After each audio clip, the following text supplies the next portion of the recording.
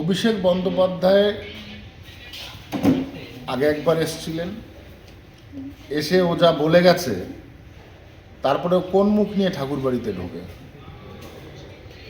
ও এক নম্বর বলেছে শান্তনু ঠাকুরের পৈতৃক সম্পত্তি নয়। 2 নম্বর বলেছে যে প্রত্যেক 3 মাস অন্তর অন্তর আসবে। ঠিক ভোটের আগে অভিষেক বন্দ্যোপাধ্যায় কেন ঢুকতে চাইছে? আর অভিষেক বন্দ্যোপাধ্যায় যখন ঠাকুর বাড়িতে আসে তখন 1000 পুলিশ নিয়ে আসে। এ বাড়িতে কোনো পুলিশ নিয়ে আসা যাবে না। এ বাড়িতে আসতে গেলে ভক্তসুলভ পুলকিত মন নিয়ে আসতে হবে, পুজো দিতে হবে, পুজো দিয়ে বেরিয়ে যেতে হবে। এখানে এসে কোনো রকম রাজনৈতিক কোনো বক্তব্য, এই বাড়ির সদস্য সম্পর্কে কোনো রকম বক্তব্য আমরা শুনবো না। আর অভিষেক বন্দ্যোপাধ্যায় যে কথা বলেছে তাতে আমার তো কোনোভাবে ওকে আসতে দেওয়া উচিত নয়।